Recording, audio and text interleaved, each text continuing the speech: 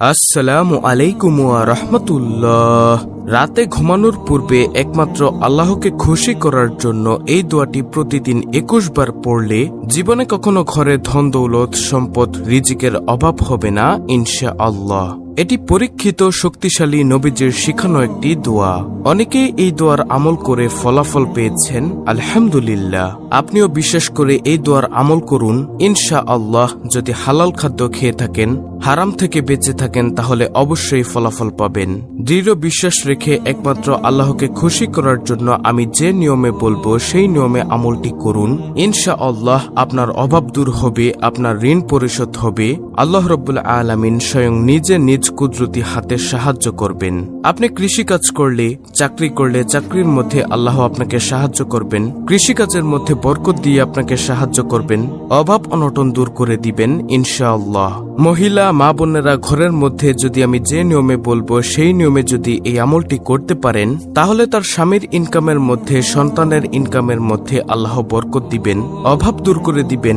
সংসারের মধ্যে চতুর্দিক থেকে আল্লাহর নিয়ামত আসতেই থাকবে ইনশাআল্লাহ। সর্বোপরি কথা হলো, এই দোয়ার আমল করলে আর অভাবের কারণে কষ্ট পেতে হবে না ইনশাআল্লাহ। অভাব দূর হবে, ঋণ থাকলে ঋণ পরিশোধ হবে, বিন্দুমাত্র সন্দেহ নেই। শুধু বিশ্বাস রেখে এই আমলটি করতে হবে। প্রিয় দর্শক, আজকের ভিডিওটি খুবই গুরুত্বপূর্ণ, তাই অনুরোধ করব ভিডিওটি মনোযোগ সহকারে শেষ পর্যন্ত দেখতে থাকুন। তাহলে চলুন বিস্তারিত জেনে নেই। ঘুমানোর পূর্বে কিছু সুন্নত আমল আছে। স্বয়ং রাসূলুল্লাহ সাল্লাল্লাহু আলাইহি ওয়াসাল্লাম এই নিয়মে ঘুমাতেন। আমি সেই ফজিলতপূর্ণ দোয়াটি বলে দিব, কতবার পড়বেন, কিভাবে পড়বেন। তার পূর্বে কষ্ট করে নবীজি যে নিয়মে ঘুমাতেন সেই নিয়ম সম্পর্কে জেনে নিন। ঘুম আল্লাহর নেয়ামত। সুস্থ ও সুন্দরভাবে বেঁচে থাকার জন্য ঘুমের বিকল্প নেই। ঘুমানোর সুযোগ করে দিয়ে মহান আল্লাহ মানুষের প্রতি বড় অনুগ্রহ করেছেন, দয়া করেছেন। সুবহানাল্লাহ। কোরআনুল কারীমের একাধিক আয়াতে ঘুমকে প্রশান্তির বলে উল্লেখ করা হয়েছে, ক্লান্তি দূরকারী বলা হয়েছে। এভাবে আল্লাহ তাআলা বলেন, তিনি স্বীয় রহমতে তোমাদের জন্য রাত ও দিন করেছেন, যাতে তোমরা তাতে বিশ্রাম গ্রহণ করো এবং তার অনুগ্রহ অন্বেষণ করো, এবং যাতে তোমরা কৃতজ্ঞতা প্রকাশ করো। সূরা কাসাস আয়াত নম্বর ৭৩। মহান আল্লাহ তাআলা আরো বলেন, তোমাদের ঘুমকে করেছি ক্লান্তি দূরকারী, আরামদায়ক। সূরা নাবা আয়াত নম্বর ৯। মানুষের বেঁচে থাকার জন্য ঘুম অনেক গুরুত্বপূর্ণ বিষয়। ঘুমের মধ্যেই মুমিন বান্দা প্রশান্তি পায়। এই ঘুমের আগেই রয়েছে কিছু গুরুত্বপূর্ণ আমল, যা মানুষকে সুন্দর ঘুম উপহার দেয়। সুন্দর ঘুমে দূর হয় ক্লান্তি। আর ঘুমের আগের এই আমলগুলো মানুষের জন্য সুন্নত বটে এবং নবীজির আদর্শ। আর ঘুমের আগের সেই আমলগুলো হলো, নম্বর ১, ঘুমের আগে বিছানা ছেড়ে নেওয়া। হযরত আবু হুরায়রা রাদিয়াল্লাহু তাআলা আনহু বর্ণনা করেন, রাসূলুল্লাহ সাল্লাল্লাহু আলাইহি ওয়াসাল্লাম বলেছেন, যদি তোমাদের কোনো ব্যক্তি বিছানায় ঘুমাতে যায়, তখন সে যেন তার লুঙ্গির ভিতর দিক দিয়ে নিজের বিছানাটা ঝেড়ে নেয়, কারণ সে জানে না যে বিছানার উপর তার অনুপস্থিতিতে পীড়াদায়ক কোনো কিছু আছে কিনা। বুখারী, মুসলিম, মুসনাদ আহমদ শরীফের হাদিস। দর্শক, ঘুমানোর পূর্বের দ্বিতীয় নম্বর আমলটি হলো দরজা বন্ধ রাখা। হযরত জাবির ইবনে আব্দুল্লাহ রাদিয়াল্লাহু আনহু বর্ণনা করেন, রাসূলুল্লাহ সাল্লাল্লাহু আলাইহি ওয়াসাল্লাম বলেছেন, যখন সন্ধ্যা হয় তখন তোমাদের সন্তানদের ঘরে আটকে রাখো, কেননা এ সময় শয়তানরা ছড়িয়ে পড়ে।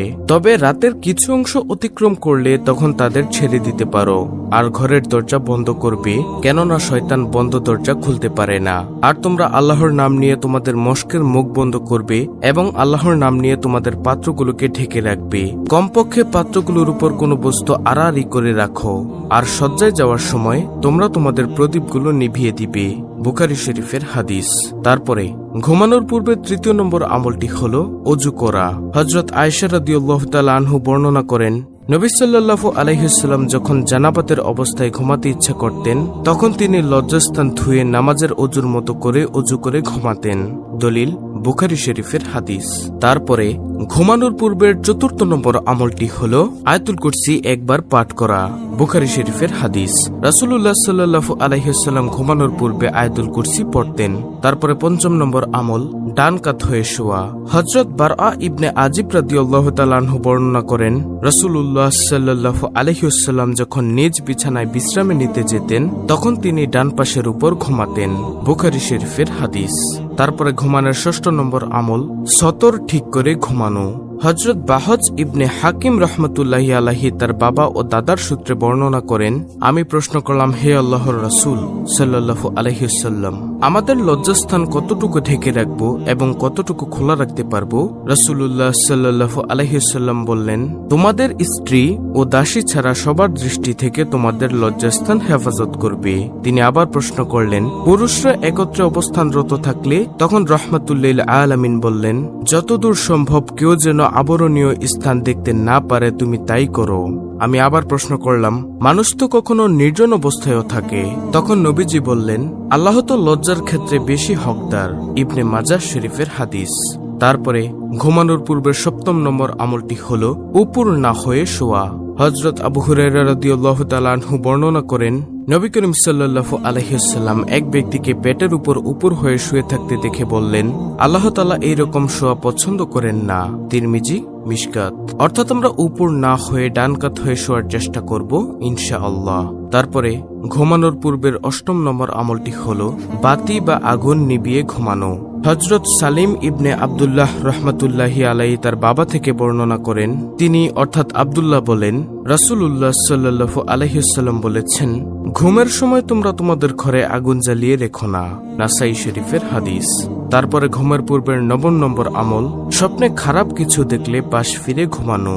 হযরত জাবির রাদিয়াল্লাহু তাআলা আনহু বর্ণনা করেন, নবীজি সাল্লাল্লাহু আলাইহি ওয়াসাল্লাম বলেন, তোমাদের কেউ যখন এমন স্বপ্ন দেখে যা সে পছন্দ করে না, তখন সে যেন তার বাম পাশে 3 বার থুতু ফেলে এবং শয়তানের অনিষ্টতা থেকে আল্লাহর কাছে 3 বার আশ্রয় প্রার্থনা করে, আর যে পাশে ঘুমিয়েছিল তা থেকে যেন বিপরীত দিকে ফিরে ঘুমায়। মুসলিম শরীফের হাদিস। 10ম নম্বর আমল, যদি সম্ভব হয় তাহলে সূরা বাকারার শেষ 2 আয়াত তেলাওয়াত করবেন ইনশাআল্লাহ। ঘুমের পূর্বের 11 নম্বর আমল সূরা মুলক তেলাওয়াত করা। নবীজি সাল্লাল্লাহু আলাইহি ওয়াসাল্লাম বলেছেন, যে ব্যক্তি নিয়মিত সূরা মুলক তেলাওয়াতের আমল করবে সে কবরের আযাব থেকে মুক্তি পাবে। সুবহানাল্লাহ। তিরমিজি শরীফের হাদিস, মুস্তাদরকে হাকিম।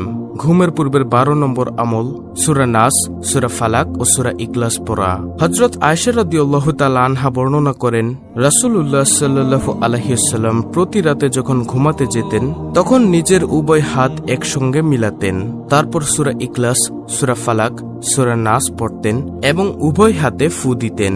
তারপর দেহের যতটুকু অংশ সম্ভব হাত বুলিয়ে নিতেন।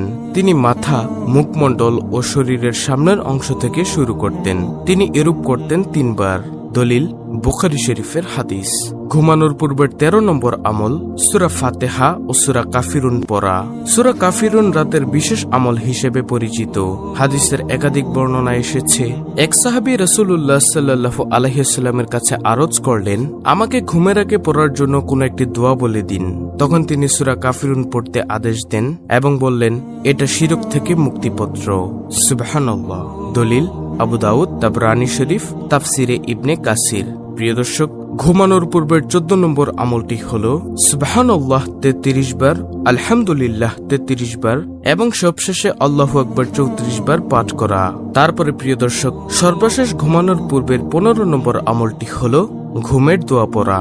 হযরত হুযায়ফা রাদিয়াল্লাহু তাআলা আনহু বর্ণনা করেন, রাসূলুল্লাহ সাল্লাল্লাহু আলাইহি ওয়াসাল্লাম রাতে নিজ বিছানায় শোয়ার সময় নিজ হাত গালের নিচে রাখতেন, তারপর বলতেন, আল্লাহুম্মা বিসমিকা আমুতু ওয়াহিয়া।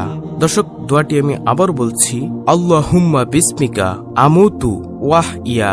অর্থ, হে আল্লাহ, আপনার নামেই মরি, আপনার নামেই জীবিত হই। প্রিয় দর্শক, এতক্ষণ ঘুমানোর পূর্বে সুন্নত আমল সম্পর্কে জেনেছেন, আলহামদুলিল্লাহ। এখন শুনুন কোন দোয়াটি কতবার ঘুমানোর পূর্বে পড়লে আল্লাহ নিজ কুদরতি হাতে সাহায্য করবেন ইনশাআল্লাহ। দোয়াটি পড়বেন ডান কাত হয়ে, তারপর ঘুমানোর দোয়া পরে ঘুমিয়ে যাবেন ইনশাআল্লাহ। দোয়াটি পড়তে হবে দৃঢ় বিশ্বাসের সাথে। মনে সন্দেহ নিয়ে দোয়াটি পড়লে কোনো লাভ হবে না, কাজে আসবে না। দোয়াটি 21 বার পড়বেন অথবা তার চেয়েও বেশি পড়তে পারেন, নির্দিষ্ট কোনো সংখ্যা নেই। চেষ্টা করবেন কমপক্ষে 21 বার পড়ার জন্য ইনশাআল্লাহ। দর্শক, দোয়াটি তিরমিজি শরীফের 3565 নং হাদিসের মধ্যে রয়েছে। দোয়াটি হল, আল্লাহুম্মা কফিনি বিহালালিকা আন হারামিকা ওয়া আগনিনি বিফাদলিকা আম্মান সিওয়াক। প্রিয় দর্শক, দোয়াটি আমি আবারও বলছি, আল্লাহুম্মা কফিনি বিহালালিকা আন হারামিকা ওয়া আগনিনি বিফাদলিকা আম্মান সিওয়াক। অর্থ, হে আল্লাহ, হারামের পরিবর্তে তোমার হালাল রুজি আমার জন্য যথেষ্ট করো, আর তোমাকে ছাড়া আমাকে কারো মুখাপেক্ষী করো না, এবং স্বীয় অনুগ্রহ দ্বারা আমাকে সচ্ছলতা দান করো, অভাব দূর করে দাও। সুবহানাল্লাহ। কত সুন্দর একটি দোয়া প্রিয় দর্শক। এই দোয়াটি আপনারা যে সুন্নত আমলগুলো বলেছি সেগুলো করে এই দোয়াটি রাতে ঘুমানোর পূর্বে ডান কাত হয়ে 21 বার পড়বেন ইনশাআল্লাহ। আল্লাহর কাছে যা চাইবেন আল্লাহ আপনাকে তাই দিয়ে দিবেন ইনশাআল্লাহ। ভিডিওটি ভালো লাগলে অবশ্যই চ্যানেলটিকে সাবস্ক্রাইব করে পাশে থাকা বেল বাটন অল বাজিয়ে দিবেন। ভিডিওটিতে একটি লাইক দিবেন এবং কমেন্টে আমিন লিখবেন, এবং অন্য মুসলিম ভাই বোনদের কাছে ভিডিওটি শেয়ার করে দিবেন যেন তারাও আজকের ভিডিওর এই আমলটি করতে পারে। আল্লাহ রাব্বুল আলামিন আমাদের সবাইকে এই দোয়াটি পড়ে আল্লাহর কাছে সাহায্য চাওয়ার তৌফিক দান করুন। আমিন।